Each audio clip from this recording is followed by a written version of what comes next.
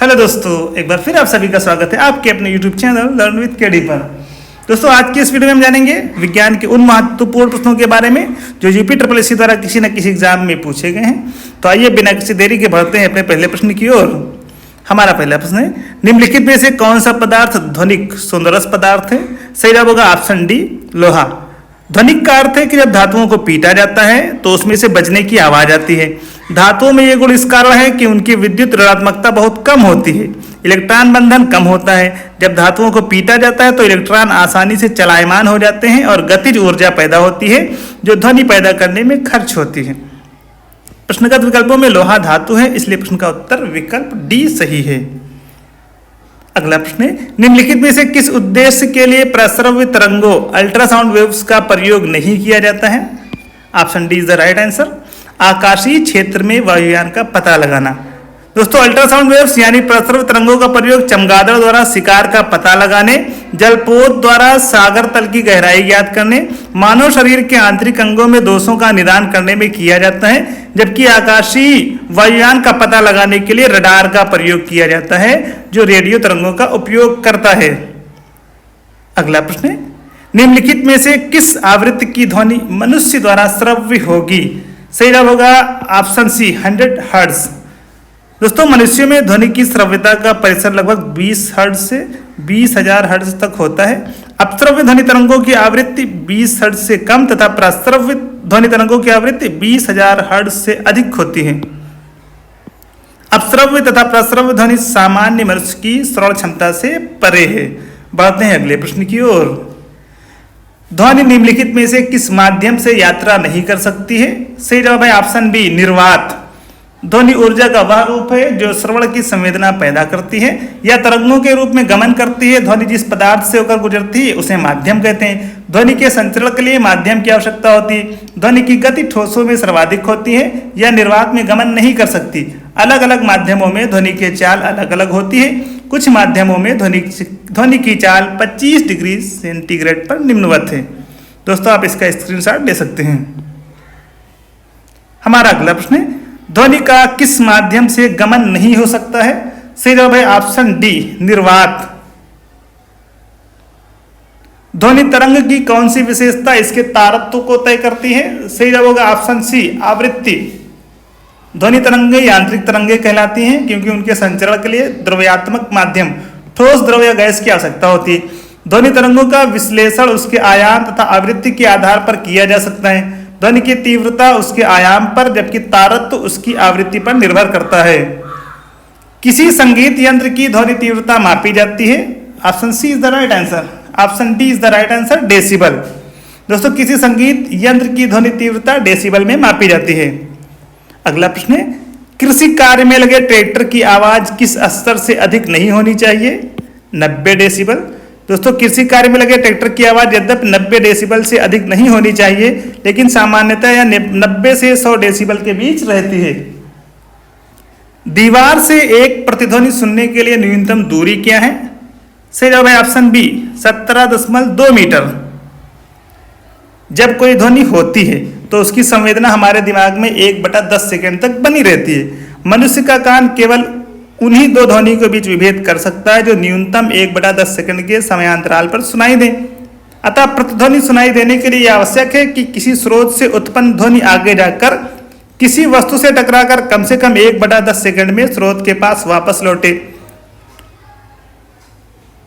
22 degree centigrade पर वायु में ध्वनि का वेग लगभग 344 मीटर प्रति सेकेंड होता है। बढ़ते अगले प्रश्न की ओर। प्रतिध्वनि सुनने के लिए स्रोत तथा परावर्तन सतह के बीच कितनी न्यूनतम दूरी होनी चाहिए? सही जवाब है ऑप्शन बी, लगभग 17 मीटर। वायु में स्रोत और परावर्तक के बीच लगभग न्यूनतम दूरी कितनी होनी चाहिए ताकि प्रतिध्वनि को सुना जा सके? सही जवाब होगा ऑप्शन डी, 17.2 मीटर। बढ़ते हैं अगले प्रश्न की ओर। एक ध्वनि तरंग का वेग 700 मीटर प्रति सेकेंड है और तरंग दैर्घ्य 35 सेंटीमीटर है। ध्वनि तरंग के आवृत्ति की गणना करें। तो सही जवाब होगा ऑप्शन डी, 2000 हर्ट्ज। 2000 हर्ट्ज। निम्नलिखित में से कौन सा पदार्थ बिजली का कुचालक है परंतु ताप का सुचालक है? सही जवाब होगा ऑप्शन डी, अभ्रक।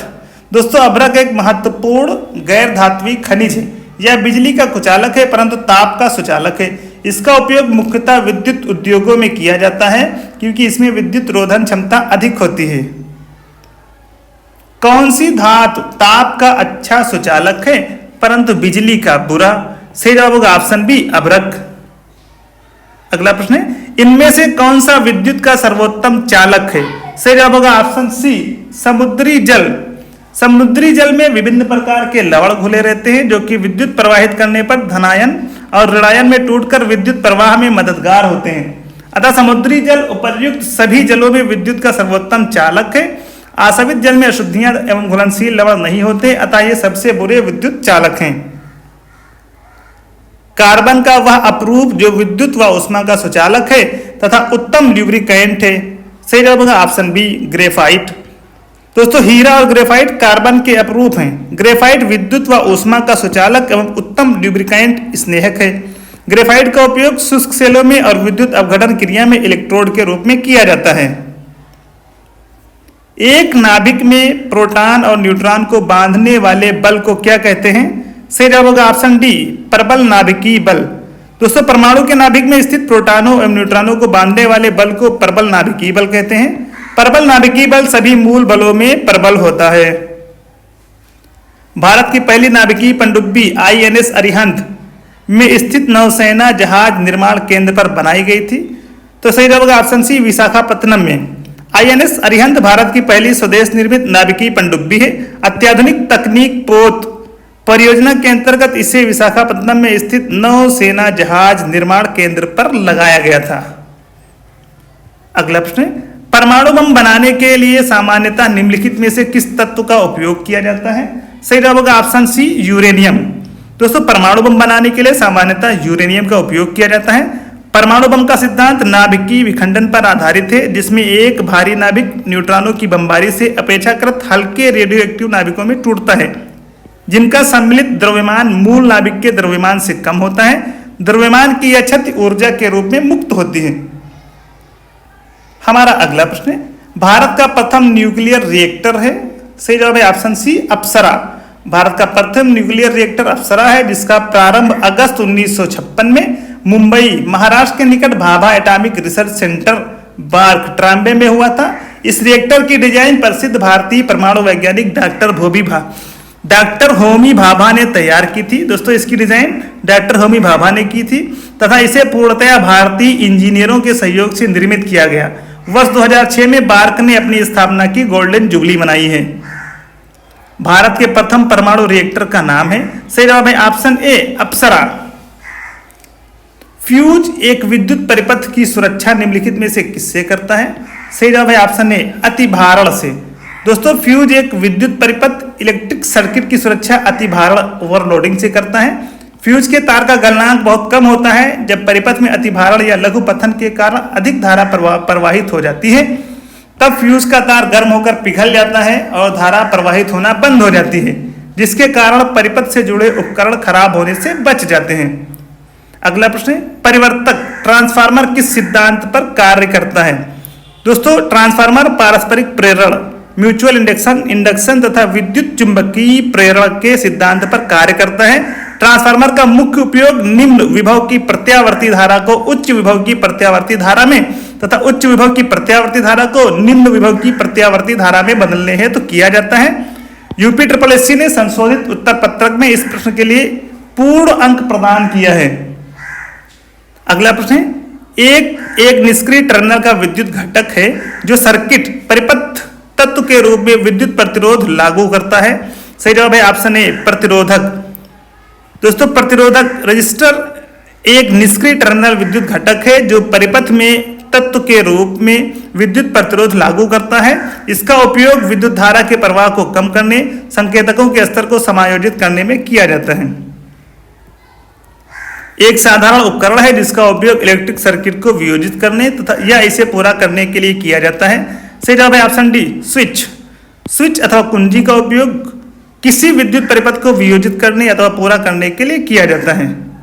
हमारा अगला प्रश्न है, आवेशित की गई एक वस्तु द्वारा किसी अन्य आवेशित की गई वस्तु अथवा आवेशित न की गई वस्तु पर लगाए गए बल को क्या कहते हैं? सही जवाब है ऑप्शन बी विद्युत स्थैतिक बल। आवेशित की गई वस्तु द्वारा किसी अन्य आवेशित की गई वस्तु अथवा आवेशित न की गई वस्तु पर लगाए गए बल को विद्युत स्थैतिक बल कहते हैं। इस बल को कूलाम बल भी कहते हैं। समान आवेश में प्रतिकर्षण एवं विपरीत आवेश में आकर्षण होता है। बढ़ते हैं अगले प्रश्न की ओर। एसी को डीसी प्रत्यावर्ती धारा को दिष्ट धारा में परिवर्तित करने के लिए निम्नलिखित में से किस उपकरण का उपयोग किया जाता है? सही जवाब है ऑप्शन डी रेक्टिफायर्स। रेक्टिफायर दिष्टकारी एक वैद्युत युक्ति है जो प्रत्यावर्ती धारा या अल्टरनेटिंग करंट को दिष्ट धारा या डायरेक्ट करंट में परिवर्तित करती है। ट्रांसफार्मर का उपयोग प्रत्यावर्ती धारा विभव को उच्चाई या अपचाई करने के लिए करते हैं। प्रत्यावर्ती धारा एसी को एक दिश धारा डीसी में किसके प्रयोग के जरिए परिवर्तित किया जाता है? सही जवाब है ऑप्शन सी दिष्टकारी रेक्टिफायर। निम्नलिखित किसके प्रवाह के कारण एक इलेक्ट्रोलाइट के द्वारा इलेक्ट्रिक करंट पास करती है? सही जवाब है ऑप्शन बी धनात्मक और ऋणात्मक आयन। दोस्तों धनात्मक और ऋणायन आयनों के प्रवाह के कारण एक इलेक्ट्रोलाइट के द्वारा इलेक्ट्रिक करंट पास करती है।